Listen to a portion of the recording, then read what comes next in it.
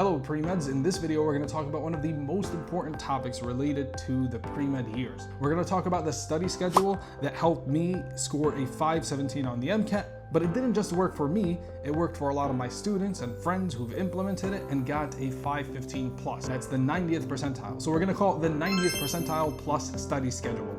Before we get started, if you haven't yet subscribed to my channel, be sure to like, subscribe, and hit the notification bell to stay up to date with all of my content. Also, share these videos with your friends. It really helps the channel grow, and I would really appreciate it. All right, without further ado, let's get started with the study schedule. So it's broken down into 3 phases. The first phase consists of content review. I know there's a lot of misinformation out there that you shouldn't do a content review phase. In this video, I'm going to break down exactly why you need to do a content review phase. The second phase consists of doing practice passages and practice exams using a third-party resource. And finally, the third and final phase consists of doing practice passages and practice exams using the double AMC material. So let's get started by discussing the content review phase. The purpose of doing a content review phase is pretty obvious. You want to regain the knowledge that you developed in your prereq classes. So some of the prereq classes you may have taken your freshman year or your sophomore year, and you're probably not taking your MCAT until later in your junior year, maybe even early in your senior year. And so therefore, you very likely have forgotten a lot of information from those prereq classes, so you definitely need that refresher. Now, the content review phase does not need to be very long. It doesn't need to take up too much of your overall MCAT study prep period. As a matter of fact, I would recommend trying to keep it as short as possible. So maybe 4 weeks if you're studying full time and you have somewhat of a solid grasp of the material going in. What do I mean by these 2 points? If you're studying full time, then we're talking about you studying 6-7 days a week, and you're averaging about 8 to 10 hours per day. And what it means to have a solid grasp of the material, I guess that's something you need to figure out. Do you feel like you have that solid grasp of the material from when you took the prereq classes? Even if you've forgotten a lot of the information, that's completely fine. But if you feel like you can relearn the material pretty quickly and you're studying full time, you can go for 4 weeks for that content review phase. If not, you might need to extend it to like 5 to 6 weeks. Now, the most common objection that arises against doing a content review phase is, well, Camise, the studies show that the best way to prepare for an exam is to do practice questions related to that exam. And of course, I fully agree with those studies, and I acknowledge that they do exist. So what gives? I'm telling you to do a content review phase, but I'm also telling you that the studies do indeed tell you that the best way to prepare for an exam is to do practice questions. Well, the idea here is that while you're doing the content review phase, you still want to do practice questions. They're just not going to be in the form of practice passages. And here's why. Let's say you just did a chapter on thermodynamics, specifically in the context of chemistry. And then you decide to do a practice passage related to that chapter to be able to review the material you just learned.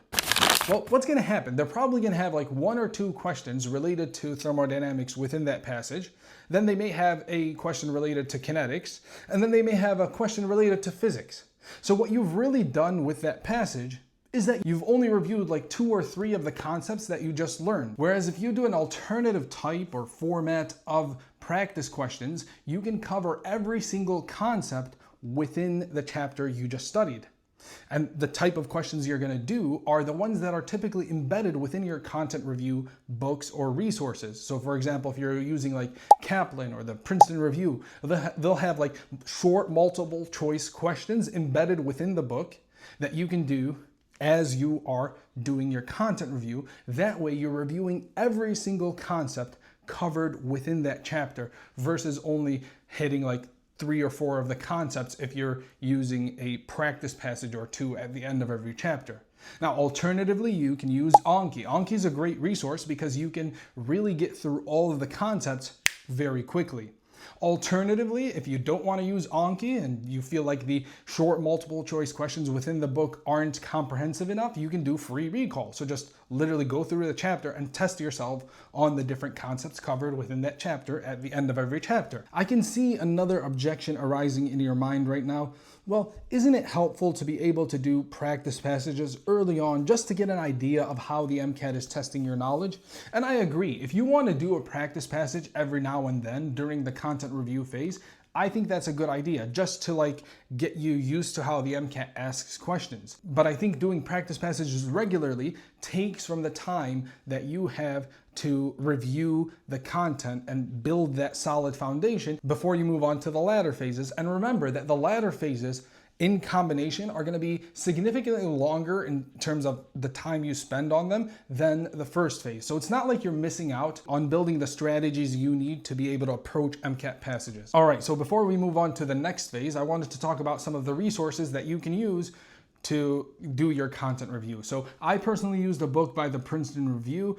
Some students use Kaplan. I think both are great. I recommend that you actually use a book or books rather than watch videos exclusively. You can, if you want to watch videos, you can supplement with videos, but I think their primary resource should be in the form of a book. Now, shameless plug over here, I have a comprehensive MCAT biochemistry playlist on YouTube. You'll find the link in the description box down below, as well as the link for all the other resources I mentioned in this video. And I also have a comprehensive lab techniques playlist on my YouTube channel as well. All right, so at the end of your content review phase, you want to do a full-length diagnostic practice exam. Now, you could have done this at the very beginning, like right before you started a content review, and that's completely up to you. If you want to do the diagnostic exam before you start content review or after, I recommend doing it after. Now, regardless of whether you do it before or after, your score is going to be on the lower side, so don't let that discourage you. Once you take that full-length exam, you're going to move on to do UWorld. Now, there's going to be a point at the end of your content review phase where you feel like that you haven't really mastered all the concepts, that you've forgotten certain things, and that's completely fine. That's where UWorld or any other third-party resource, though I personally recommend UWorld, comes into play. Because UWorld gives you detailed explanations for their answers, it really serves as kind of a bridge between content review and practice passages. So it's giving you the best in both worlds. It's really allowing you to fill in any gaps that were left from that content review phase. Now, it's very important that during the second phase, and actually during the third phase, as we'll see in a bit, you're doing one full length per week. Now, of course, don't start with your AAMC full lengths because you only have 6 of those. So you want to start with some third-party full lengths and then move on to the AAMC full lengths. Now, how long is this UWorld phase going to be? Well, it depends on how many questions you're doing per day and how many questions you're doing per week. So UWorld has about 2,500 questions all in all. So if you're doing about 600 questions per week, so that's about 90 questions per day, then you can spend 4 weeks on this phase. I recognize that that's a lot of questions and a lot of students will be doing less than 90 per day. So you might have to extend it to 5 to 6 weeks. So that's about 5 to 6 full lengths. So that means if you're doing one full length per week, you're probably going to do 5 to 6 full lengths during this UWorld phase. And as we'll see, the last phase is going to be about 4 to 5 weeks. Why do I mention this? Because the way you're going to arrange which full lengths you're going to take. I would recommend for the first 4 full lengths, you take a third-party resource. Then for those last 2 weeks, if you're going for 6 weeks for UWorld, you want to take the first 2 full lengths from the AAMC content, because the AAMC content has 6 full lengths. So if you take 2 during the UWorld phase, you'll leave 4 for when you're doing your AAMC material. Of course, if you're only doing like 5 weeks of UWorld, then you're going to want to adjust your full lengths based on how many weeks you're spending on the UWorld phase. In either case, when it comes to UWorld, I really don't want you to be discouraged from low scores early on, especially because, as we just mentioned, you're probably going to have knowledge gaps from that content review phase. So it's completely normal to see lower scores. The most important thing is that you see score progression, not perfection. I'm going to repeat this. Score progression is more important than score perfection. If you're starting off with a 40%, that's completely fine. What's more important is that every week or every other week, you're seeing a gradual increase in your score. So like 40%, and then next week you're seeing 45%. In 2 weeks, your average is at 55%, and so on. That's what's important. If you're not seeing that progression, then we need to consider things like A, do you really know the content? And B, how's your test taking approach or your test taking strategies? All right, so now we're done with the UWorld phase. The final phase is going to be you doing the AAMC material. Now, there are less questions overall in the WMC material compared to UWorld, and the WMC material doesn't tend to give you detailed explanations for their answers. So I would anticipate that you won't need to spend as much time on the WMC material as you did on UWorld. So what you're going to do is you're going to try to allot 4 weeks for the WMC material. And of course, as we mentioned, you're going to leave 4 full lengths, the last 4 full lengths of the WMC material for that final phase.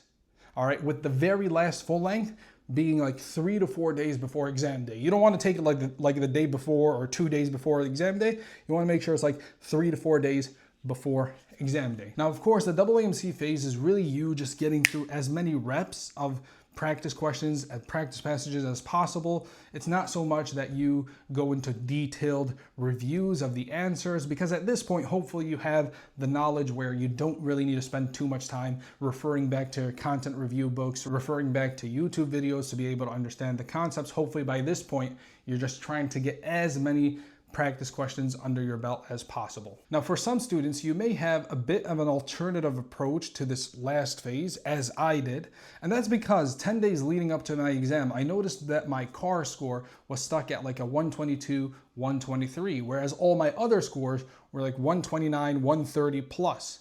So what I did for the last 10 days is pretty much only CARS practice. That's pretty much all I did, because there was no sense in me doing a ton of biochem practice when I was consistently scoring 131, 132. Like what? Am I going to increase my point by 1?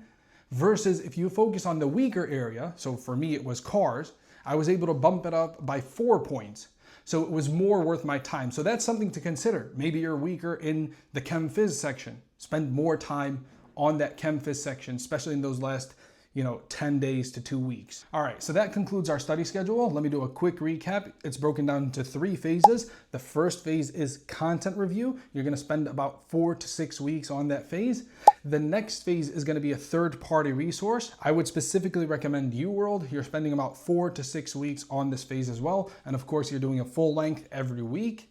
And then finally, your last phase is the WMC phase, where you're spending about 4 to 5 weeks and you're doing a full length every week. So all in all, hopefully by the end, you'll have about 10 to 12 full lengths under your belt. All right, if you found this video helpful, be sure to like, subscribe, and hit the notification bell to stay up to date with all of my content. Share this video with your friends. Not only is it gonna help them learn how to study for the MCAT, but it's also gonna help this small channel grow, and I would really, really appreciate it. All right, thanks for watching, and I'll see you in the next video.